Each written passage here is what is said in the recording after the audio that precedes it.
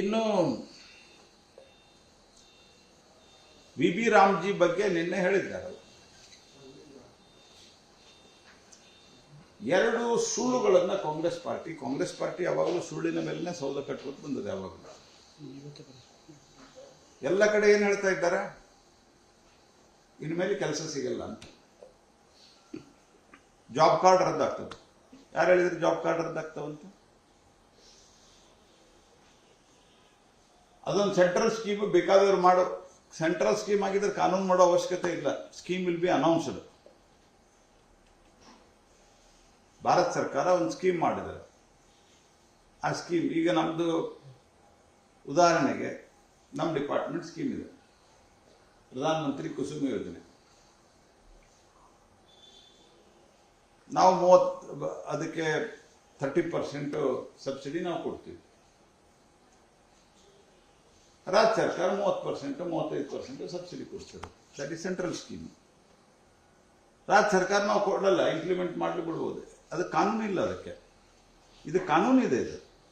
It is a law pass by the enacted by the parliament. What nonsense you are talking? ನಾ ರಾಜ್ಯದ ಜನಕ್ಕೆ ಬಹಳ ಸ್ಪಷ್ಟವಾಗಿ ಹೇಳಲಿಕ್ಕೆ ಬರ್ತೀನಿ, ಯಾರ್ದು ಜಾಬ್ ಕಾರ್ಡ್ ಕ್ಯಾನ್ಸಲ್ ಆಗಲ್ಲ. ಎಲ್ಲರಿಗೂ 125 ದಿವಸಗಳ ಕಾಲ ಅವರಿಗೆ ಕೆಲಸ ಸಿಗ್ತದೆ. ಮತ್ತು ಇದರಲ್ಲಿ ನಾವು ಏನು ದಿನಕ್ಕೆ ಡೈಲಿ ವೇಜಸ್ ಕೊಡ್ತಾ ಇದ್ರು ಅದು ಸಹಿತ ಜಾಸ್ತಿ ಮಾಡಿದ್ದೀವಿ. ಮತ್ತು ಇನ್ಫ್ರಾಸ್ಟ್ರಕ್ಚರನ್ನು ಡ್ಯೂರಬಲ್ ಅಸೆಟ್ ಟೋಟಲ್ 8.5 ಲಕ್ಷ ಕೋಟಿ ರೂಪಾಯಿ, 8,60,000 ಕೋಟಿ ರೂಪಾಯಿ ಇಲ್ಲಿವರೆಗೆ ಇದರಲ್ಲಿ ಇನ್ವೆಸ್ಟ್ಮೆಂಟ್ ಆಗಿದೆ. ಇವರು 2006 ಶುರು ಮಾಡಿದ್ರು. 2 ಲಕ್ಷ ಕೋಟಿನೂ ಖರ್ಚು ಮಾಡಲಿಲ್ಲ. 1.5 ಲಕ್ಷ ಕೋಟಿನೂ ಖರ್ಚು ಮಾಡಿಲ್ಲ. ಉಳಿದೆಲ್ಲ ಖರ್ಚಾಗಿದ್ದು ಮೋದಿ ಸರ್ಕಾರದ ಕಾಲದಲ್ಲಿ. ಅಸೆಟ್ಗಳು ಕ್ರಿಯೇಟ್ ಆಗಿಲ್ಲ. ಮತ್ತು ರಾಜ್ಯ ಸರ್ಕಾರಗಳು ಇಂಪ್ಲಿಮೆಂಟ್ ಮಾಡೋದರಲ್ಲಿ ಟೆಕ್ನಾಲಜಿ ಡ್ರಿವನ್ ಇಲ್ಲದೆ ಇರುವ ಪರಿಣಾಮವಾಗಿ ಭ್ರಷ್ಟಾಚಾರವನ್ನು ಪರಾಕಾಷ್ಠೆಗೆ ತಲುಪಿತ್ತು.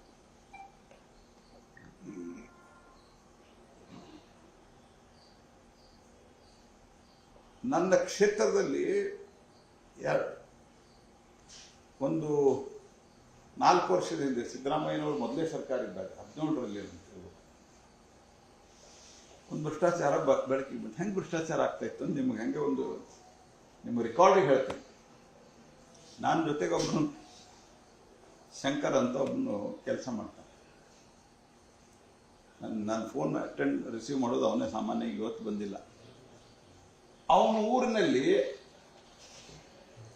ನಾನು ಇದನ್ನು ನಿಮಗೆ ಜಾತಿಯ ವ್ಯವಸ್ಥೆ ಸಂಬಂಧ ಹೇಳ್ತಾ ಇಲ್ಲ, ಫ್ಯಾಕ್ಚುಯಲ್ ಪಾಯಿಂಟ್.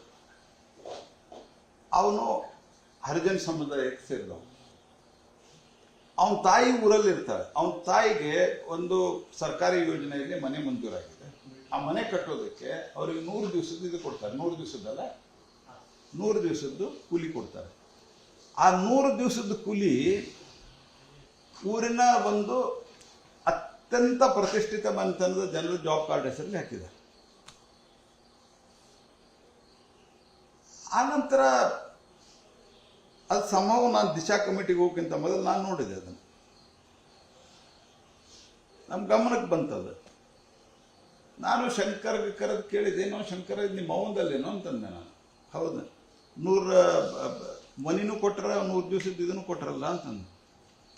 ತಡ್ರಿ ನಮ್ಮ ಅವು ಕೇಳ್ತೇನೆ ಅಂತ ನಮ್ಮ ಉತ್ತರ ಕರ್ನಾಟಕ ಭಾಷೆದಾಗ ಫೋನ್ ಮಾಡಿ ಕೇಳಿದ್ರೆ ನನಗೆ 1 ದಿವಸ ಕಟ್ಟಿಲ್ಲ ಅಂತ.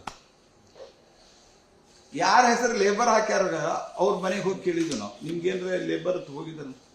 ಇಲ್ಲ, ನಮ್ಗೆ ಗೊತ್ತಾಗಿಲ್ಲ ಏನಂತ. ಅವ್ರ ಹೆಸರಲ್ಲಿ ಹಾಕಿ ಅಕೌಂಟ್ ಮಾಡಿ ದುಡ್ಡು ತಕ್ಕೊಂಡು 1 ದಿವಸ ಇಂಥವು ಅನೇಕ ಸಿಕ್ಕು. ಹಂಗಲ್ಲ, ನಾವು ರಾಜ್ಯ ಸರ್ಕಾರಕ್ಕೆ ರಿಪೋರ್ಟ್ ಮಾಡಿದ್ವಿ ಇದನ್ನು ದಿಶಾ ಕಮಿಟಿ ಒಳಗೆ. ನಮ್ಮ ಮಂತ್ರಿ ಇರಲಿಲ್ಲ ಅವಾಗ. But no action was taken by Siddaramaiah. ಈಗ ಮಾಡಿರೋದೇನು, ಸೆಟಲೈಟ್ ಮೂಲಕ everything will be monitored. Asset create ಆಗಬೇಕು. 21ನೇ ಶತಮಾನದಾಗ ಜಗತ್ತಿನ 4ನೇ ಅರ್ಥವ್ಯವಸ್ಥೆ ಆಗಿದೆ. ಪ್ರತಿ ರಾಜ್ಯ ಸರ್ಕಾರಗಳಿಗೂ ಸಾಕಷ್ಟು ದೊಡ್ಡ ಪ್ರಮಾಣದಲ್ಲಿ ಭಾರತ ಸರ್ಕಾರದ ಮೇಕ್ ಇನ್ ಇಂಡಿಯಾ ಇತ್ಯಾದಿ ಅನೇಕ ರೀತಿಯಾದಂಥ PLI ಸ್ಕೀಮ್ಗಳಿಂದ ಮ್ಯಾನುಫ್ಯಾಕ್ಚರಿಂಗ್ದಲ್ಲಿ ಸಾಕಷ್ಟು ದೊಡ್ಡ ಪ್ರಮಾಣದಲ್ಲಿ ಎಕಾನಮಿ ಇಂಪ್ರೂವ್ಮೆಂಟ್ ಆಗ್ತಾ ಇದೆ, ಇನ್ವೆಸ್ಟ್ಮೆಂಟ್ ಬರ್ತಾ ಇದೆ. ಎವರ್ ಹೈಯೆಸ್ಟ್ FDI ಬಂದಿದೆ ನಮಗೆ ಈ 6 ತಿಂಗಳಲ್ಲಿ. Now we have to go for the next level infrastructure even in rural area. ಆ ಇನ್ಫ್ರಾಸ್ಟ್ರಕ್ಚರ್ ಕ್ರಿಯೇಟ್ ಮಾಡೋದಕ್ಕೆ BB ರಾಮ್ಜಿ ಅನ್ನುವಂಥ ಹೊಸ ಸ್ಕೀಮನ್ನು ನಾವು ತಂದಿದ್ದೆವು. ಹಳೆ ಸ್ಕೀಮ್ 20 ವರ್ಷ, ಅವಾಗ ಅವರಿಗೆ ಲೈವ್ಲಿಹುಡ್ ಕೊಡಬೇಕಾಗಿತ್ತು ಅನ್ನೋ ಕಾರಣಕ್ಕಿತ್ತು. 11 ವರ್ಷ ನಾವು ಕಂಟಿನ್ಯೂ ಮಾಡಿದ್ವಿ. ನೀವು 1/4 ದುಡ್ಡು ಕೊಟ್ಟಿಲ್ಲ, 75%. ಅದರಲ್ಲೇನು ಎಂ ನರೇಗಾದಲ್ಲಿ ಹಾಕಿದ್ವಿ, MG ನರೇಗಾದಲ್ಲಿ ಅದನ್ನು ನಾವು ಹಾಕಿದ್ವಿ. ನಮ್ಮ ಸರ್ಕಾರ ಇದ್ದಾಗ ನೀವು 5,000 ಕೋಟಿ 10,000 ಕೋಟಿ ಹಾಕ್ತಿದ್ವಿ, ನಾವು 36,000 ಕೋಟಿ 46,000 ಕೋಟಿ ಹಾಕಿದ್ದೀವಿ ನಾವು. Now time has changed, but everybody, whoever is in village, he will get the employment opportunity, he will have job cards. ಯಾರ್ದು ಜಾಬ್ ಕಾರ್ಡ್ ಕ್ಯಾನ್ಸಲ್ ಆಗಲ್ಲ, ಭ್ರಷ್ಟಾಚಾರ ಬಂದ್ ಆಗ್ತದೆ. ಯಾಕಂದ್ರೆ ಎಲ್ಲಾ ಹಂತದೊಳಗೆ ಇದ್ರೊಳಗೆ ದುಡ್ಡು ಸಿಗ್ತದೆ.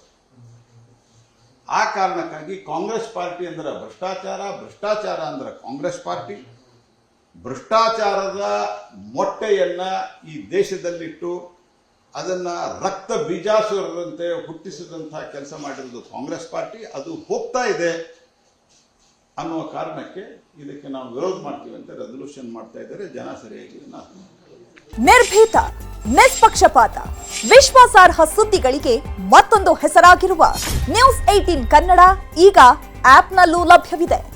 ದಯವಿಟ್ಟು ಇಲ್ಲಿರುವ QR ಕೋಡ್ ಸ್ಕ್ಯಾನ್ ಮಾಡಿಕೊಂಡು ಆಪ್ ಡೌನ್ಲೋಡ್ ಮಾಡೋದಕ್ಕೆ ಮರಿಬೇಡಿ. ನಿಮ್ಮ ಬೆಂಬಲ ಹೀಗೆ ಸದಾ ನಮ್ಮೊಂದಿಗಿರಲಿ. ಧನ್ಯವಾದ.